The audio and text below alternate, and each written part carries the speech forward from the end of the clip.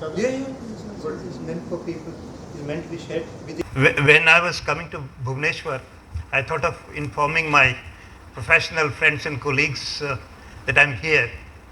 And Professor Damodar Acharya suddenly said that yes, you'd also speak on topic of your choice. So I didn't have much time to think about the topic, but then I thought that this is an issue which should be concerning almost every engineering institution in the country today. And therefore I chose the topic of declining interest in engineering education. The issues are quality concerns about the quality of education, its possible causes, and some suggestions. Before I speak on this, let me dedicate this lecture to the memory of our guru, Professor K.C. Sahu, who died last week in USA. He was a Bhisham Pitama of industrial engineering, has mentored all of us. In fact, you just name myself, Professor Damodar Acharya, P.K.J. Mahapatra, and Sadanand Sahu. All these were industrial engineering from IIT Kharagpur. So I dedicate this lecture to his memory. He's one of the most outstanding individual, apart from being professionally a great human being. And we all belonging to that group owe our all the gratitude to Professor Sahu's mentorship and respect. With this observation, let me now also mention that the concern that I raise here, let me also mention that perhaps I was to speak here, perhaps you might not know that AICT, one of my designations is AICT Distinguished Chair Professor, and AICT assigns few universities every year for mentoring. Last year, SOA was also one of it.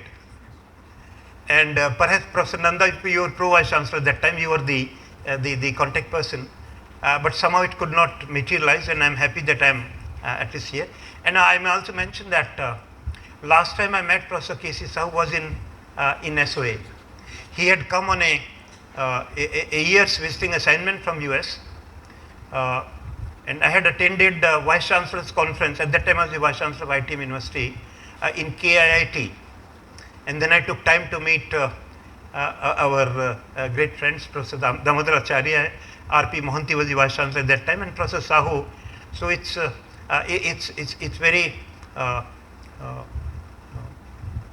emotional on my part that I met him last time in this very campus. Now the issue here that I raise now is of very enormous interest to the country, because as you know that engineering is an engine for growth and development. And if you really want to achieve the objective of becoming Atmanirbhar or Vishwaguru or whatever, it cannot happen without creating outstanding quality of engineers and technologists in the country. Of the entire balance, all kinds of engineering, including computer science. Unfortunately, if you look at the growth, this is the figure that you see since 1947, the growth of engineering institutions and the enrollment.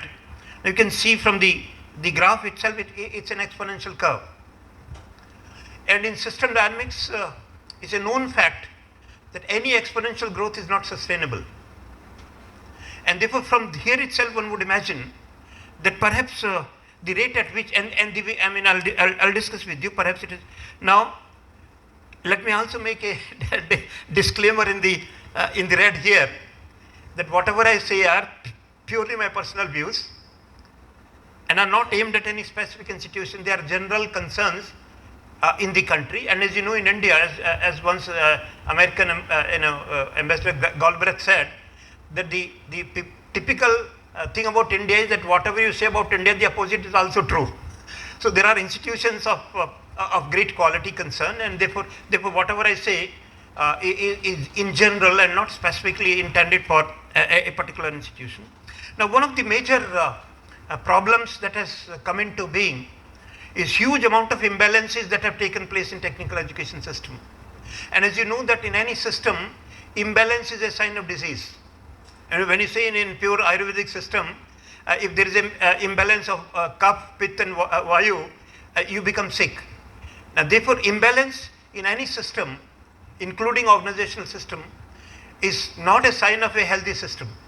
And therefore, if you look at, because of the rapid exponential growth of technical education system in the country, it has seen enormous amount of side effects in terms of imbalances of various kinds, regional imbalances. For example, you have a bulk of the institutions are in the, particularly in the private sector, are in south of India's. In some of the, in this part of the country, there are not as many as one would imagine. There are regional imbalances. There are far more critically branch-wise imbalances. About 80% of the enrollments in institutions are confined to about 20% of the branches, and these 20% are different names of the same branch, primarily to attract more numbers. And there's somewhere our system, and therefore there is a tendency to avoid investment in technical education in core branches of engineering. And therefore, then another imbalance is private versus government. 85 to 90% of the enrollments and outturn from technical education system is coming from private institutions. The government investment in technical education is almost dried, almost, or they wound up their hands from it. Now, if this be on one side, it's good that there is a private equity is being attracted, but yet at that time you must look at these private institutions with a positive hand-holding approach. If you take an approach that if you are a private institution, you must keep an arm's length, and if 90% of the people are coming from these institutions and they are actually performing the same role of national development process. After all, if an engineer coming from a private institution or a government institution, ultimately they are developing the country. And therefore, if this be the case, at least look at these institutions with a positive hand-holding approach. And on one hand, major outturn is from them, and yet you go for funding. Private proposals are many times kept aside, and even a less competent proposal from the ownership, and therefore this imbalance between the sense of ownership. Then the faculty and student imbalance, where you find that the students are increasing. There is an acute shortage of quality faculty, because indeed, as you'd see, and at times therefore we'd see in many institutions, the quality faculty, particularly the middle core, is missing. You have either 60 plus or 20 plus people making bulk of the faculty profile, and this indeed is after age structure imbalance, compensation package imbalance. For example, in tremendous imbalance in the financial compensation of faculty in academics and those of industry. Indeed, I was telling Professor Samantri while coming, one of my part-time student, Dr. Praveer Sinha, he is the managing director of Tata Powers. He did his PhD with me part-time about 5 years back from MIT Delhi. Last week I was reading he got another 4-year term, and the last line said that he receives a package of 8 crores a year. Now imagine if the compensation between academics and industry is of that kind, how can you attract the best of the brains to come to teaching and research as the first love? And unless the best of the brains come to teaching and research as the first love, we cannot transform the situation very substantially. And therefore these are and wide quality variations even amongst colleges, which indeed you will see that this is a graph that I used. In fact, out of that 7 QC tools, one of them is called histogram. Now it's such a powerful thing, as Vice Chancellor UPTU, there are about 600 colleges affiliated to my university. Many times parents would say, how do I know, how is this college, how good is this college? I found a very simple tool. This is a histogram which tells you the percentage of the students graduating in minimum 4 years time. It's a surrogate measure of the quality of that college. And you can see it varies from 97% to 22%. So I put it on the website of the university, and and of course the college, if you want your admission in this college, okay, but there is only 25% chance that your child would be able to complete in 4 years time. On the other hand, you have 97%. So the huge, and as you know, in quality, the standard deviation is a real culprit. So such a huge quality variation, even amongst engineering colleges in the country, which I say in a lighter vein from world class to third class. And therefore, this is another cause for serious concern. And therefore, as a result, the the net result, because of these imbalances and the number of issues that I'll be now talking about, the overall interest of the society in seeking admission in engineering is going down. And I see this as a very serious concern, because we cannot become a great country, we cannot reap the demographic dividend if we allow this to happen. I still remember when I was doing my BTech in IIT Kharagpur, the respect that we had even as students, the moment they know I am studying in IIT Kharagpur, even in the train people would start respecting me as a student. That was the kind of respect engineering education had. Today many times in a lighter vein, I have heard people saying that we can't get into a good college, we'll at least get you admitted in BTech.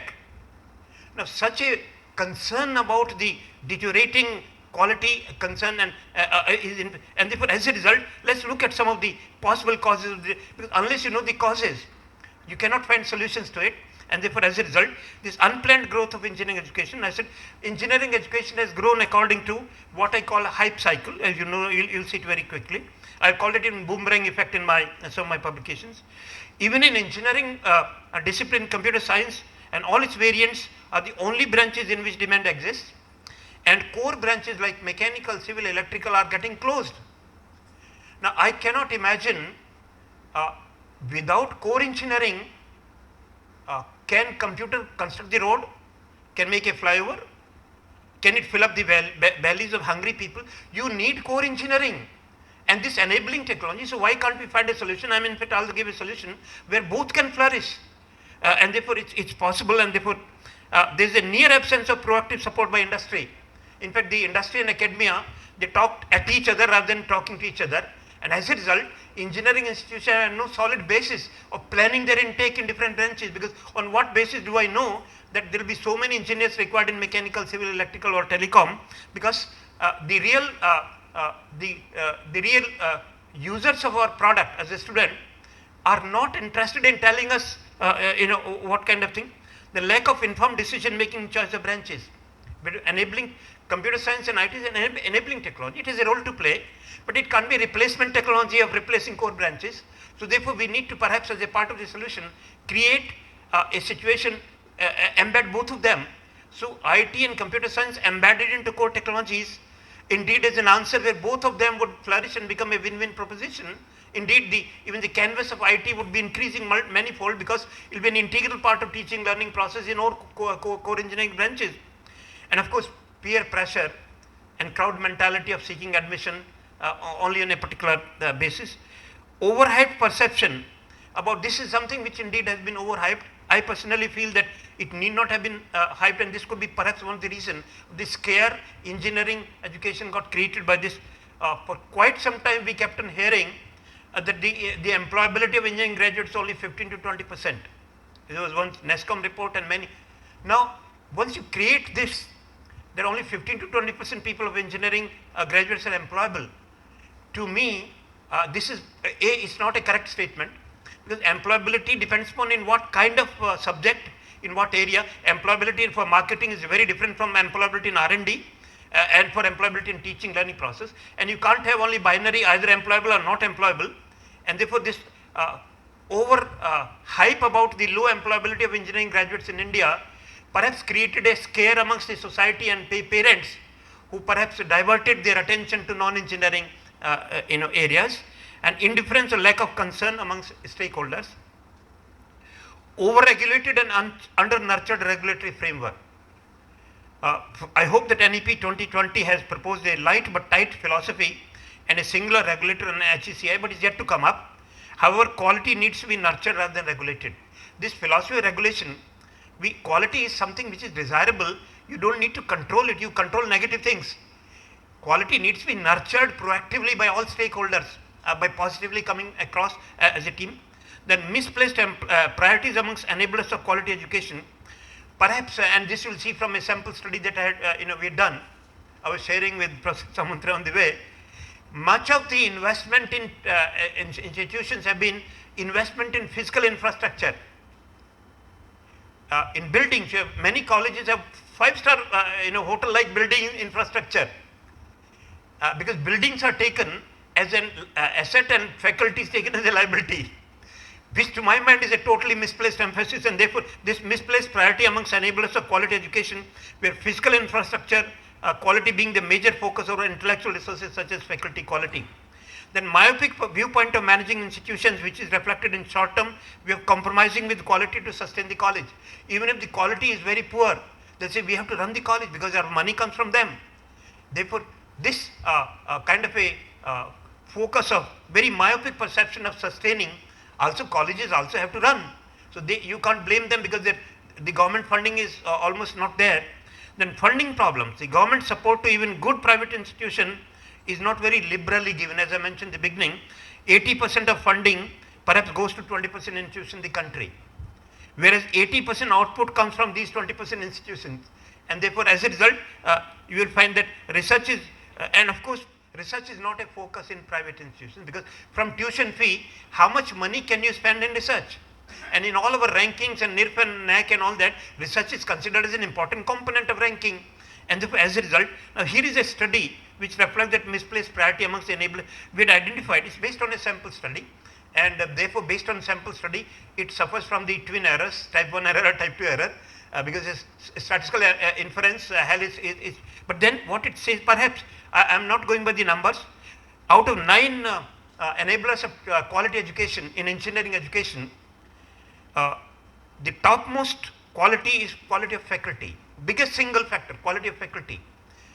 In fact, as I often have been saying, a world class faculty in a third class building will do far better role than a world class building and third class faculty. And therefore, as one of the most important quality enabler is quality of faculty, and about 73.8% of the quality of the education can be explained away to the quality of faculty, followed by teaching learning process or academic processes, followed by academic leadership, followed by quality of admissions, then alumni relations, etc., etc. Now, this is what it ought to be. The actual practice is shown in this, where the quality of faculty, which ought to be number 1, out of 9 enablers, it gets ranking of 5th. 5th, in terms of order priority. Teaching learning process 8th, because many times as an affiliated college, you don't have much freedom to make your own curriculum, and therefore teaching learning process is defined by the affiliating university. But what worried me is the leadership, which almost occupied the same place as cultural activities. Now, for example, academic leadership, quality of admissions of course was poor, alumni relations is weak, private institutions particularly are not investing in alumni relations, whereas IITs and IIMs, one of their biggest success is because of the push and the image building and branding that the alumni have done. Unfortunately, in many of the private institutions, we have ignored the alumni relationship. We have not invested time and money to build up the emotional bonding with our students. Physical infrastructure gets number 1 priority. What ought to be number 6? In the first column is what it ought to be and what is the actual practice. And this is what actually I call it a misplaced emphasis. And unless we, and interestingly, cultural activities and physical infrastructure becomes the most sought after priority. The answer is very simple. Again, in a lighter vein, have great buildings to attract them, keep them engaged in cultural relationships so that they don't tell me that you are not teaching much. That's not the way we nurture great quality education in the country. Therefore, now this is what I call is a Gartner's hype cycle, or we call it a boomerang effect. As you know, in boomerang is a tool used by Australian Aboriginals, and the beauty of that boomerang is if you throw it and if it does not hit the target, it comes back. But if it hits the target, it doesn't come back. Therefore, you see, therefore this hype cycle, I call it as a boomerang effect, that the way technical education has gone in the country is along these lines. Very rapid expansion with reaching the peak height of expectations. I mean, every parent would know my child after BTech would become a great fellow, jeep mein jayega, top lagayega, वगैरह वगैरह वगैरह. When you find he's competing for a class 4 position, then the height of expectations, if doesn't meet, gets down to the trough of disillusionment. So the decline comes very sharp rate, much sharper rate than is required, almost reaches and after it reaches the trough, then you realize that perhaps this decline is not justified. You need people, and gradually it increases. And now you'll find that much of this hype cycle in general engineering education has grown according to this hype cycle, and even in engineering, and I can foresee the overemphasis in computer science and IT again is following this hype cycle. And a time would come, there will be sudden frustration when people would not get job in this. And then there will be sudden decline in this, and therefore as a result, what we require in system dynamics, we call it a goal-seeking behavior, a balanced goal-seeking behavior, what you see in this curve. And therefore what I share with you some of the studies we have done using system dynamics modeling in terms of the quality of technical education in the country. So what ought to be done, our growth in technical education system in a balanced manner should have been according to what is known in system dynamics as goal-seeking behavior, instead of hype. And then what you see in the right hand side, because of the perpetually hyped way of, there is a hype on, certainly when I studied in IIT Kharagpur, mechanical engineering was the top notch. There was hype about it, suddenly it is no longer the number one. Today computers, so we are, because of the balanced growth, we are having perpetual series of hype cycles. And that's not a great way of developing a balanced technical education system in the country. This is called is, and therefore we must really avoid this hype cycle. That's the way to go about it. And in this process, there is an enormous role of industry and academia interaction. Because in the absence of any data about the potential demand for various kinds of engineers in the country, people would be governed by the crowd model. Okay, this fellow is taking admission in this branch, and everybody takes the crowd mentality or bheda chal. And therefore as a result, we have found through this, I'll perhaps rush through this part because perhaps it may not interest many of you. What it says here, this shows through the causal loop diagram how industry interaction with academic institution can truly enrich each other. And therefore I'll be sharing that that concern where we need each other. Industry perhaps in its myopic perception doesn't require, they think that even by giving your internship they are obliging you. But from the moment you look at, and this is what I said, the moment industry looks at these academic institutions as the nursery of their future talent pool, their entire perception about institutions would change, because if you ignore this nursery, from where you get the talent? And therefore as a result, there is a need for a change of focus. And through this causal loop diagram, we have tried to demonstrate that a close interaction with industry and academic institution, which is not very strong in current times, perhaps that's an answer to solving this problem, which will also come when I give some suggestions. And therefore as a result, which of course I will show you through this scenario, 4 scenarios we developed here. They follow the crowd model and industry feedback. You get a feedback how many people you require in mechanical, civil, electrical, telecom, etc., etc. And based on that feedback, then I plan my admissions in a balanced manner, and interaction being high. And what you finally see from these scenarios, perhaps the scenario of crowd mentality is what you see in the green are the people who are actually the unemployment, increasing a notion of unemployed graduates by going by follow the crowd model. Today, even in fact in my own university, which is not an exception to this crowd mentality, more than half of my enrollments are in computer science and all its branches, and mechanical very few. This year's placement, and people talk about data driven, they don't. Now my computer science placement is stagnant after 69%, whereas mechanical it has gone to 76%. The reason being, by taking all kinds of people with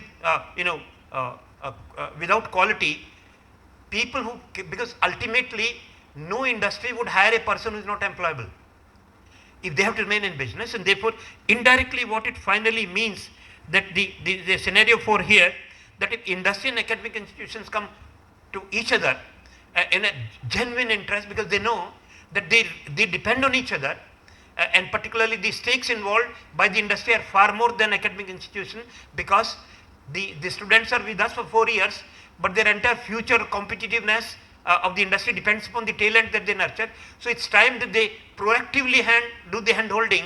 Even I use the word proactive, that even if you don't call them, they come to you because their future is in your custody for next 4 years. So that kind of change of the mindset is required if the system has to really change. And therefore this is what I've tried to show through this. Therefore as a result, 2 more issues that we talked about. that in case you really want to come out of this, make, see, if suppose we make teaching and research as the most attractive career option in the country, we have shown through this that this alone would lead to a tremendous improvement in employability, because a great teacher would be able to inspire these people. He'll be able to convey these technical concepts in a language that he enjoys, the kind of, and therefore as a result, we find that. And number two, this overall, and this of course was one of the topics, if you look at the admissions of JEE and IIT, we do 1 to 2% of the people. Through this we have seen that you do not really need that degree of, it's a test of rejection rather than selection. And our system dynamics approach, that if you are able to get, even 10% selected, that means out of 100 people you select 10, you can create as good a quality as the IT system. And even in average college, if you have 30% selectivity ratio, because if the quality of faculty is great and if the quality of learners is good enough, they can be trained. You don't require a matching quality of students with a matching faculty. Focus on faculty quality and reasonably good quality admissions. And therefore this way, if 10% selectivity, not 1 to 2%, with 10% out of 100 people, if I take 10, I can be as good as any best institution anywhere in the country. Any further focus on selecting the best brains in admissions is counterproductive. This we have shown through this, and this is what we have tried to demonstrate, sustainability of education in the country. And therefore as a result, now let me now suggest we now know the reason. Now what can be done about it? Now some of the suggested policy interventions is, and topmost in the proactive industry involvement in planning, running academic programs and joint project supervisions.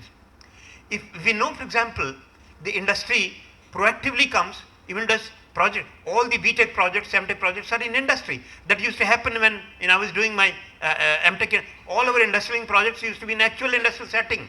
So and this can only happen if you have a joint project supervision, and therefore is proactive industry involvement in planning, running, then exploring and implementing NEP 2020 provisions. Now NEP 2020 has enormous possibilities, but any policy is as good as implemented on ground. If again not implemented in real spirit, it may become another hype. And then what we can perhaps do it, some of the taking advantage of NEP 2020, some of the ways of bringing back the glory to the engineering education in the country, perhaps we might bring in some degree of flexibility, cross-subsidizing. If people are madly after computer science or IT, make that education expensive. And it's our job as an academic institution to nurture the branches and use that, charge them maybe let's say double the fee, and subsidize the core engineering branches from that money, so that there will be a balanced, the revenue of the institution will not be compromised, but there will be a more balanced growth of technical education in the country by permitting then postponement strategy in allocating branches. In fact, there's perhaps what I feel that one of the ways to get rid of this, and now the flex, that in first year don't allocate branches. Let first year be a general engineering. Because what is happening now, in many computer science people, they are not given in a basic inputs about manufacturing processes, about drawing, design, etc., etc. When I studied in IIT Kharagpur, our first year was all, I studied civil engineering, surveying and design, electrical technology, metallurgy for engineers, and so on and so forth. So you require, because an engineer as a problem solver has to have a balanced understanding of various bodies of knowledge, and maybe we make first year as a common general engineering, and based on their performance and their aptitude, then allocate branches in the second year onwards, so that you can then develop. And if somebody doesn't want to continue unless he gets a branch of his choice, there is a provision in the new policy to exit after a certificate course after 1 year, so that he is not wasted his time and he could go for some, and as a result, perhaps postponement strategy could be one way to allocate specific branch in the second year, so that a person may choose based on the interest rather than the follow the crowd model. Right now people are making options based on their parental pressure or peer pressure or a neighbor's pressure, that everybody is going there, so why not me? But maybe after 1 year, with great teachers trying to teach them, he will be able to understand the choice of the branch that suits him, and therefore perhaps this might work. And NEP therefore is a good hope if implemented effectively. It attempts to reduce the difference due to public versus private, because another good thing about NEP is in the National Research Foundation that now the ownership in research funding is not an issue. It's the quality of research proposal, whether from government or from private. If a great proposal from private institutions comes for funding in NRF, they'll be willing to do it, and therefore although the full potential of NRF in terms of funding is yet to go. The another example, I am giving the medical education analogy for two reasons. For example, if you look at the medical education, you have two, in the undergraduate level, there is no specialization. As a general practitioner, you are taught about all kinds of ailments and diseases and ways. If you want to be a specialist, do MD. And there was specialization at postgraduate level, but undergraduate degree is general, comprehensive, overall understanding of the entire engineering, like medical sciences, and therefore specialization at the master's level, and you create a cadre of general engineering graduates, later on I'll see embedding it into an IT. For example, in fact, when I was chairman of a committee in HRD in IT in Ministry, so I gave that proposal maybe about 10 years back, that instead of having IT replacing engineering, you have IT enabled mechanical engineering, IT enabled civil engineering, IT enabled chemical engineering, IT enabled mining engineering, so that now you can replace IT with AI. There is so much of focus in AI, DL, ML. So now AI enabled civil engineering, AI enabled in mechanical engineering, where the computer science and information technology is embedded into the core branches of engineering, and this will give a win-win proposition. Even a core engineering would flourish, and perhaps employability of those core engineers would be much better, because they'll be industry ready, they're already computer savvy, enabling, and we are teaching them through the softwares for designing bridges and in infrastructure, etc., etc. So therefore, perhaps this can be done, and there was in general engineering or multidisciplinary input. For example, in IIT Kharagpur, when I did my BTech, I studied humanities and social sciences throughout my duration. Every term there was one course. So at least some dose of psychology, sociology, English, Constitution of India, etc., etc. Then we studied metallurgy, civil, surveying. Now, therefore, those doses perhaps would make a better engineer. Otherwise, we will be having, okay, my job is mechanical, electrical, I know nothing, call someone else. So in sequence, if we solve problems, we will not be able to effectively do that, and therefore such a general understanding perhaps would make these engineers more employable, and perhaps this imbalance of branch wise would to some extent vanish. Collaborate amongst clusters of industry. There is another point I wanted to give here. As in medical education, if you have a medical college, you have to have a hospital attached to it. A medical college would not be sanctioned unless you have a hospital attached to it.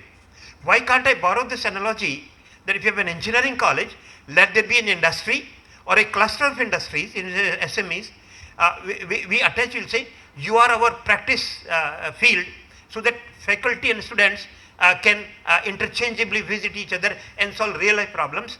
And therefore, if we employ that medical analogy, we will say every engineering college must have an industry or a cluster of industries attached to it, so that we are able to give more hands-on practical orientation, and perhaps engineering education will become more enjoyable.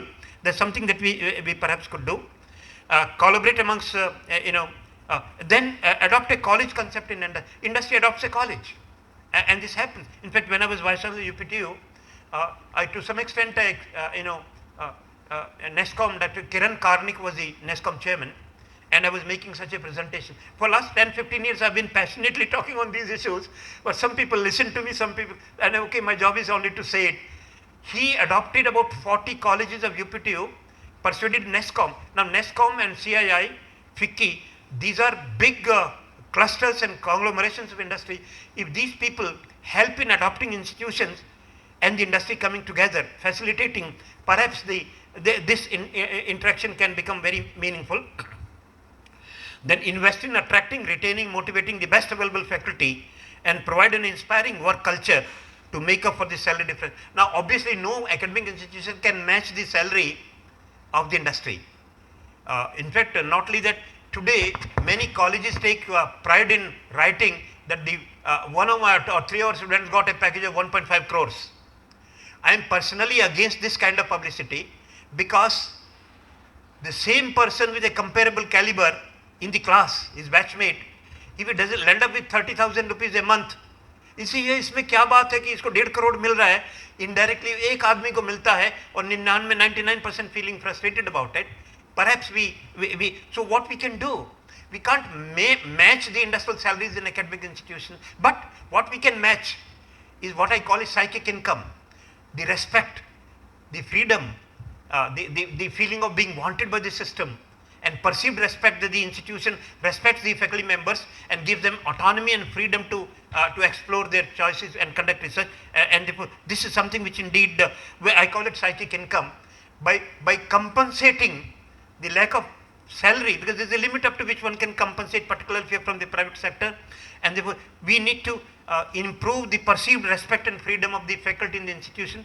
Then liberally seek donations from alumni. As I mentioned, that our alumni support is weak, and if we really develop a good emotional bonding with the alumni, it can be a very powerful source of funding industry, society, by projecting it as a nation building process. I for one consider any academic institution, with government and private, as a nation building process, and any amount of support from any stakeholder of the society contributing to this great cause, so that we are able to deliver a great quality outcome, is worth it, and therefore we should go in. And what can policy intervention with the government? As you know, that if you donate 100 rupees to IIT system, you get 100% tax exemption. IITs. But if they donate 100 rupees to LS SOA, at best 50%, if again you get exemption. For that one has to. Now, why can't we give a level playing field, at least in the policy intervention? After all, when somebody is donating to IIT Delhi or donating to SOA, you are donating for the same cause.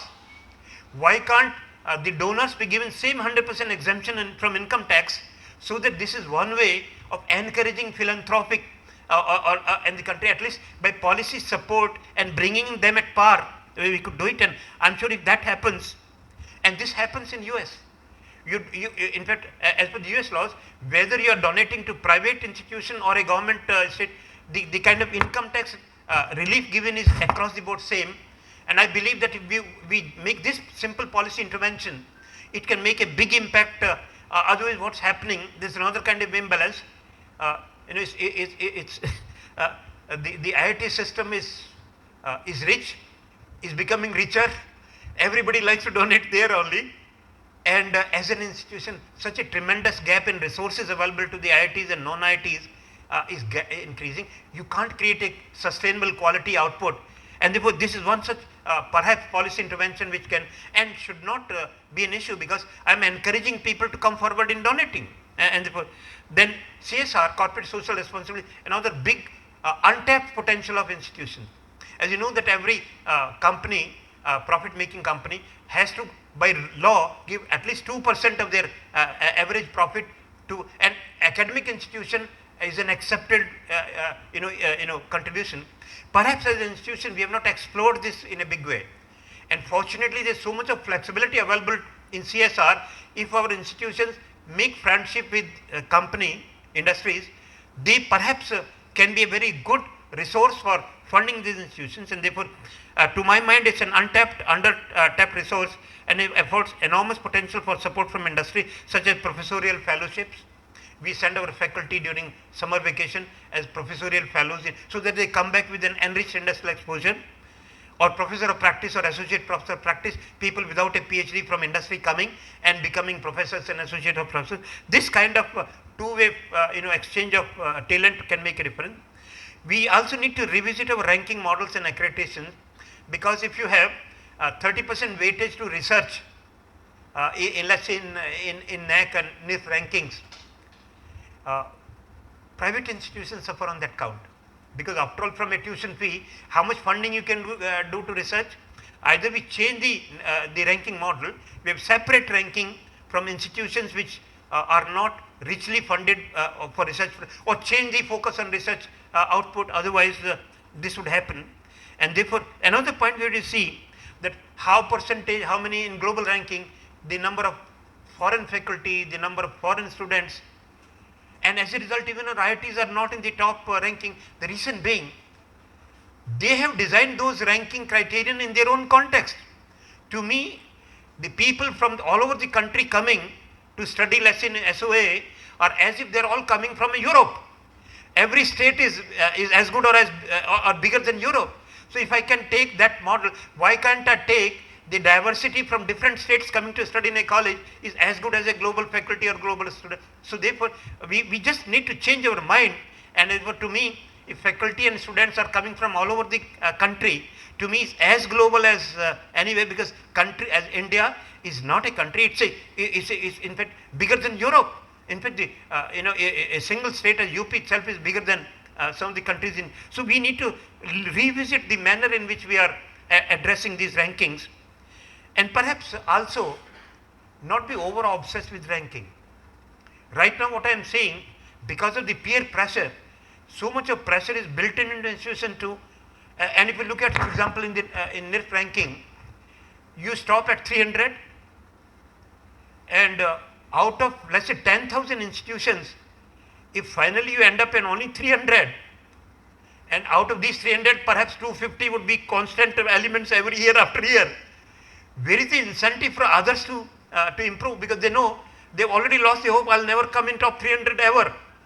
Therefore, perhaps we need to revisit, either if they participated, give them a rank, right, from 1 to n. And therefore, perhaps we need to revisit, give freedom to fix the fees so that that offer value for money.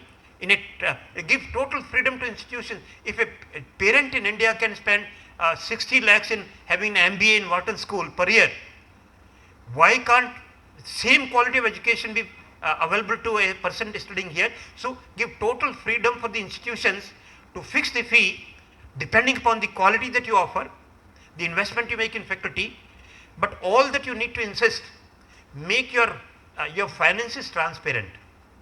So total freedom to fix the fee with a transparent bookkeeping, perhaps auditable by the public scrutiny. To me, many times issues would vanish, because then you'll be able to, if you offer a quality, you'll be able to charge the money.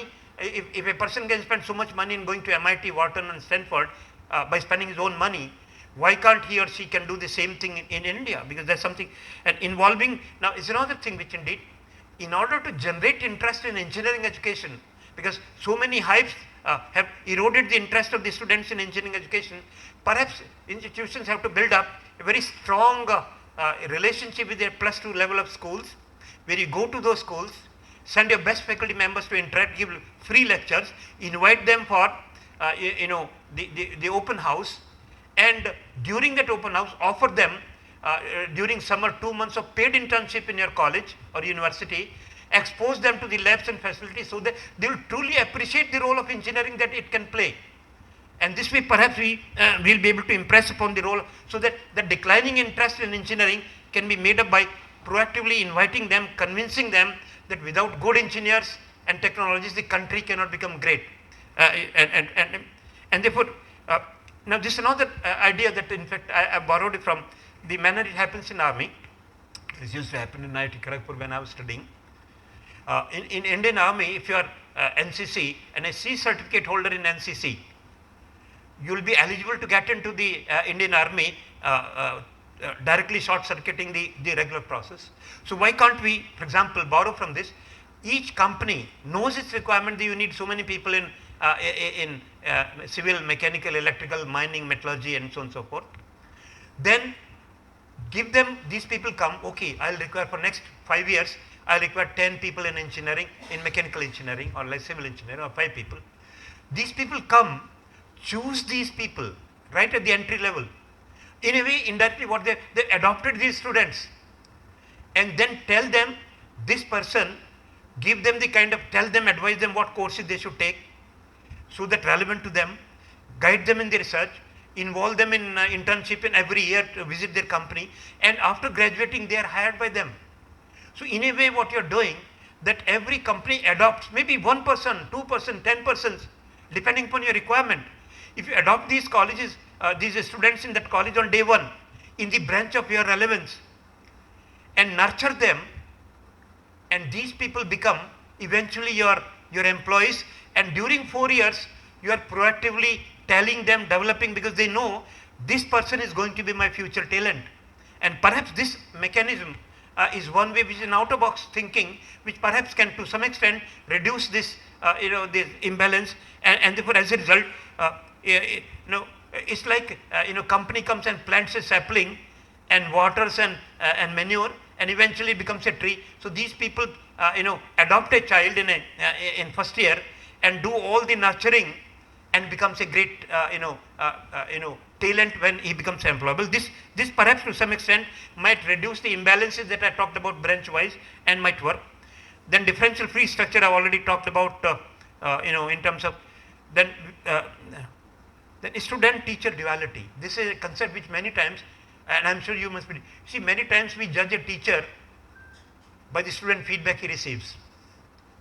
Now, the student-teacher duality, a great teacher is asked to teach a very poor quality students, he may not get good feedback. And a teacher who does not teach much, is very liberal in grading, perhaps may become a very, very popular teacher. Therefore, what you need to understand, that when we look at the student feedback, don't look at it in isolation. What kind of student profile is judging that teacher? And a person who has not even attended any classes and gives a poor rating to a great teacher, it can be very, very embarrassing and difficult. And therefore, perhaps we require brilliant, committed, sincere teachers, but we also require reasonably good quality students. If you have brilliant teachers, but give them because after all you can't polish a chalk to make a diamond out of him. And therefore, at least reasonable good quality admissions would ensure that this great talented teacher would be able to nurture these students by inspiring them. And this is where, don't look at a performance of a teacher in isolation, what kind of students are giving to him or her for teaching. It makes a difference. This I call it student-teacher duality. And of course, if we can make teaching as a most, to me, no amount of money is too much for attracting the best talent for teaching profession, because they are the part of I never take a teacher as an employee, it's a part of a nation building process. And therefore, as a result, if you look at the hidden opportunity cost of not nurturing great students, we indeed are, and the opportunity cost, what we are seeing in the society, is a huge price we are paying by not attracting the best and the most brilliant people to this process of nation building. And therefore, that's where we need to look at if quality of intake is improved even by that. For example, even at 30% out of 100 people who come to you take the 30, be reasonably good. Or at 10 is as good as in IIT, but then match it with an outstanding faculty. It's a great faculty who can, because once you are in top 10% or top 30%, you are trainable. Now it depends upon the teacher to create that kind of interest and enthusiasm in the learner, and therefore not so much of focus in only taking the top 1 to 2% as happens in IITs and IIMs, because perhaps it's the other limit. With this there may not be much value addition, because you're already taking the cream. But if you take, let's say 10 is the, and this I'm saying based on my modeling. I'm not saying it, out of air. Because if you take 10% of the people who want to study in a college, top 10%, perhaps they provide you the reasonable quality of input. What then you require is the most inspiring faculty to develop and nurture them. This can make a difference, and therefore, and then about a relook, this final point I'm making, a relook at the, perhaps industry and academia, they have been talking at each other rather than talking to each other. They'll say, oh, these are theoretical people, they can't solve problems, and say, oh no, these fellows are no good, they don't make commitment, etc., etc. What you perhaps know that you need each other. There is no way, and therefore it will be mutual win-win. So I call it a proactive, and therefore this I have done through, for example, I don't wish to, I'll use the TQM concept of the opportunity, the cost of poor employability from industry. Let's say what happened is the cost of poor quality to the industry. Suppose you'll say, okay, we'll only take, many colleges, the industry will come, I'll take care only day 1. I'll come to you, only give me the first day, as if you pick up the cream. What happens to the remaining 90% people? You can't make a country great if only 10% people are picked up. So it's a manifestation of the fact that all the quality that you produce is not consistently good. And therefore you will say, okay, we'll only take 10%. Indirectly, industry is paying a huge hidden cost by not growing and developing, because your growth is put a limit on the talent. Now talent crunch now limits your growth in the country. Therefore, if you look at the opportunity cost of talent, number two, we compromise with quality. Okay, we'll accept whosoever is available. And you live with poor quality, how can you become globally competitive? How can you make a local product globally competitive and offer value for money? So the cost of opportunities. Then you tolerate substandard performers, and then we say, okay, we'll train them by 2 years of training. Like TC has done 1 year training. Look at the amount of investment you're making training them. And if and during this period you are training them, you're living with substandard performance or poor productivity of these people and paying them salary. And therefore retrain these employees, and then it's okay. The last option, I'm trying to show how the proactive support is the least cost option. If you say, okay, we'll globally, we'll search the multinational people, we'll hire Chinese, we'll hire Japanese, we'll hire Americans to come and make the team, no compromise on talent. Do you think an American would come on Indian salary here? He'll come on a salary more than what he gets there. And if you pay such a huge money to get them here, do you think he'll become competitive therefore, the last option, which indeed A4, if you proactively do hand-holding, you know that these institutions are nursery of future talent pool. It's in our interest as an industry to nurture them right on day one, because if they are great people, they will become a value-added proposition on day one to me. And therefore, the additional money that you pay in hand-holding is nothing compared to the opportunity cost that I mentioned earlier. And therefore, for the moment the industry recognize this, that is the cheapest thing for them to proactively do hand-holding in these academic institutions. Go to them, tell them I need you, because you are my future talent pool supplier. And the entire focus of the way industry looks at academic institution would vanish. And this is something which, of course, there are the various forms of support which I've put, technical and operational initiative.